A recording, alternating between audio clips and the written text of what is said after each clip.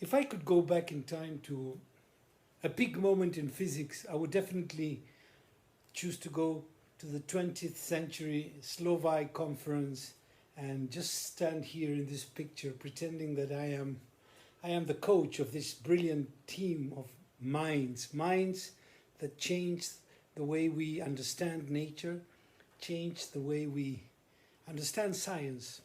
So this was uh, one of the peaks moments in the 20th century, and I am going to choose from this picture here. I am going to choose the 11 players that I would include in my team. Um, the team of physicists from the 20th century. Of course, I'm not including here the brilliant minds of Kepler, Newton, Galileo Galilei, Michael Faraday, James Clerk Maxwell. Those are in the previous century. So this is the team. I am going to pick all of them from here. I am just going to import one scientist that deserved to be here. So let's look at the dream team for physics. I have chosen 11 because one is going to be the coach, and I am buying one, like I said. So goalkeeper, Madame Curie. Madame Curie, because she was a woman in a time where it was very difficult to be a scientist and a woman, or first a woman and a scientist. She had a lot of difficulties to change the mind of the scientist, not only because they were very wrong about the idea that the atom was stable. She discovered the instability of the atom, the possibility of using this energy, and she suffered the consequences of radioactivity, and she suffered the consequences of living in a time where it was very hard to be a woman and a scientist. So less curious about people, more curious about ideas. Goalkeeper, Madame Curie, twice Nobel Prize of Physics and Chemistry. Second, defense, Schrödinger. He discovered the nature of matter as a wave function. Everything in the universe is a wave function, he said. And what is interesting about Schrödinger is the inspiration that he got from the Vedanta philosophy. The Vedas teach that we are more than physical bodies operating according to the laws of physics and chemistry. We, the eternal conscious self, are inherently connected to the greater whole. Schrödinger, in speaking of a universe in which particles are represented by wave functions, said, "The unity and continuity of Vedanta are reflected in the unity and continuity of waves mechanics." So very interesting human being, very interesting character, defense for my dream team. Pauli, the best that most of us can hope to achieve in physics is simply to misunderstand at a deeper level. I love that quote. Pauli, also, number 3 in my team, he is the author of the exclusion principle. The exclusion principle explains the whole of the chemistry. The fact that just by changing one electron in an atom, the whole of the properties of the atom changes, just adding one proton, one electron. The exclusion principle states that fermions, in simple terms electrons, can only occupy a certain quantum number. Two fermions or two electrons cannot be in the same place at the same time, occupying the same quantum number. So Pauli explains the diversity of nature by stating the exclusion principle. Number 4 in my team, another author of a principle the principle of uncertainty, Werner Heisenberg, he probably gave birth to quantum physics by stating that the momentum, when we observe an experiment, we are altering the experiment. This is what more or less Werner Heisenberg stated.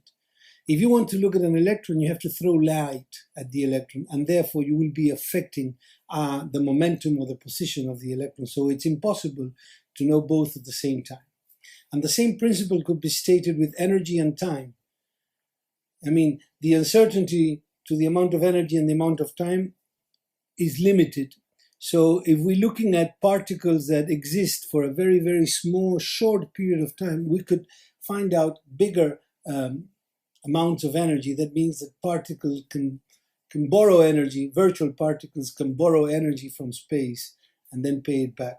And this gives the explanation of the popping out into existence of matter and antimatter particles from space, from void.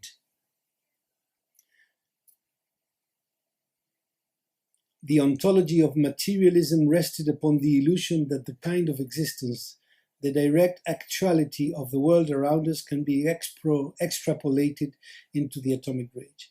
This extrapolation is impossible, however.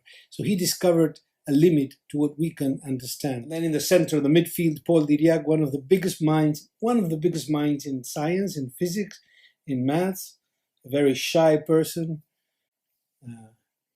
Dirac is known as a unit of silence. He spoke very little words, and he was able to synthesize the conflict between relativity and quantum physics in one equation. And that equation predicted, among other things, the existence of antimatter. So this equation here has all the beauty of simplicity, but it's very complex. Each term in this equation is very complicated. But he summarized, in this small equation, all the laws of nature except for gravity. So Paul Dirac, inspired in a meditative state by contemplating the fire in Cambridge, came with this equation that ended up knowing more than himself, according to his own words. Louis de Broglie, the hypothesis of the wave-particle duality, another game changer. Louis de Broglie, number 6 in my team.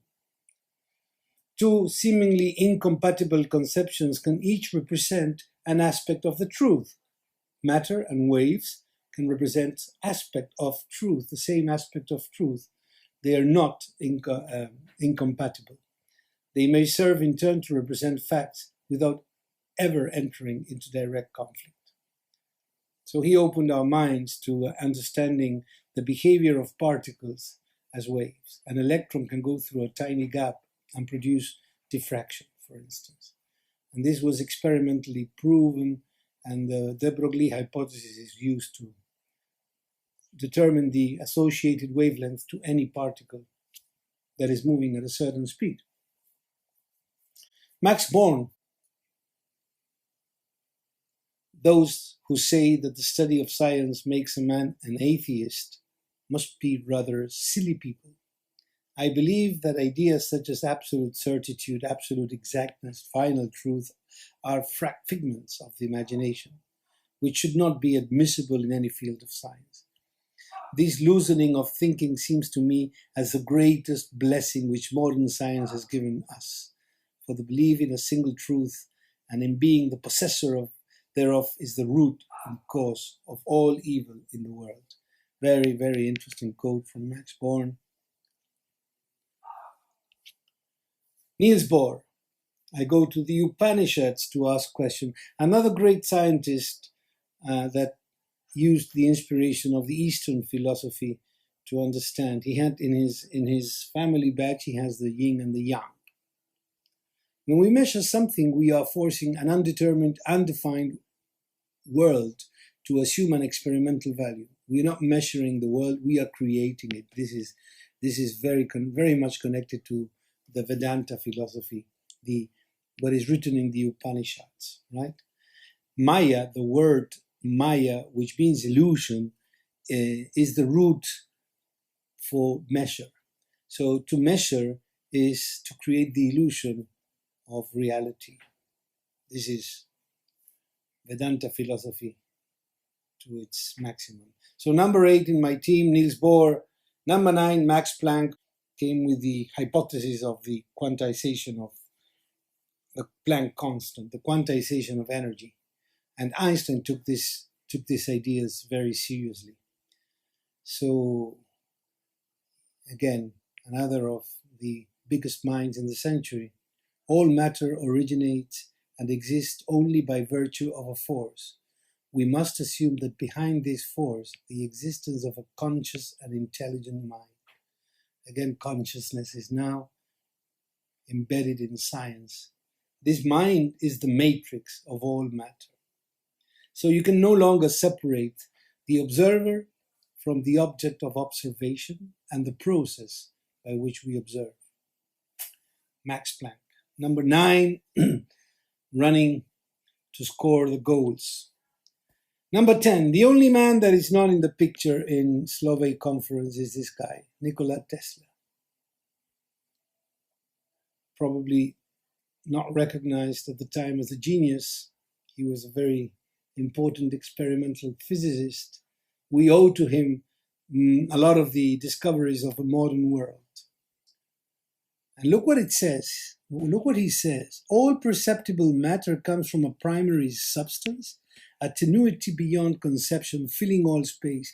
The Akasha, this is Sanskrit, Akasha, or luminous ether, which is acted upon by the life-giving prana, or creative force, calling into existence in never-ending cycles of all things and phenomena.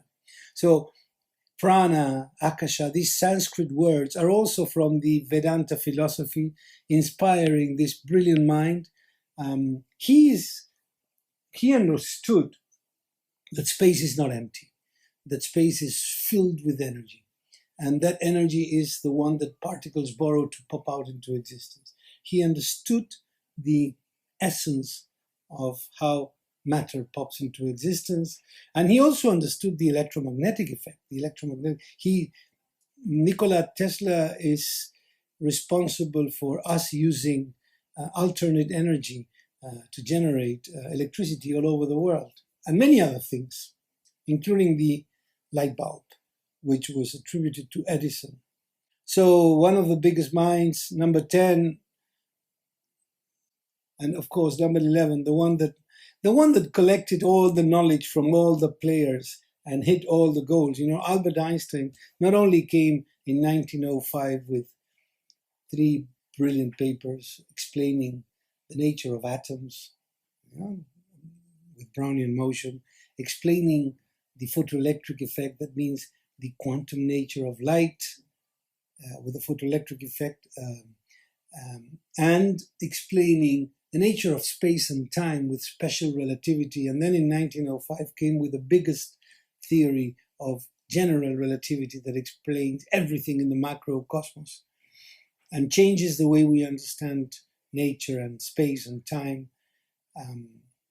Albert Einstein also discovered fundamental principles in nature, like the principle of relativity that states that the laws of nature are true, universal.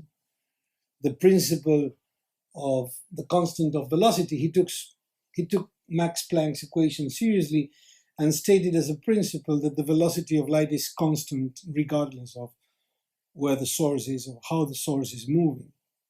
And the principle of equivalence, stating that, inertial acceleration and gravitational acceleration are equivalent. It is the same to be standing on a lift that accelerates upwards than to be standing on a gravitational field due to the mass of a body. It is equivalent. So these principles that understood in depth the unity of nature were stated by one single mind, and then the biggest theories. We are slowed down sound and light waves, a walking bundle of frequencies tuned into the cosmos. We are souls dressed up in sacred biochemical garments, and our bodies are the instruments through which our souls play their music. Albert Einstein says that a lot of his ideas came from that state of meditative state while he was playing the violin. So again, that cosmic religious feeling in the strongest and noblest motive of scientific research. That's what he maintained. Again, the importance of faith and having this religious feeling, that connection with nature that comes from the Vedanta philosophy that also inspired Albert Einstein. Albert Einstein read the Upanishads and the Bhagavad Gita, and he says, "This changed my life." So these are the 11 players in my team. If I have to choose a coach, I think the guru, the master of all these was Lawrence. Lawrence was older than them.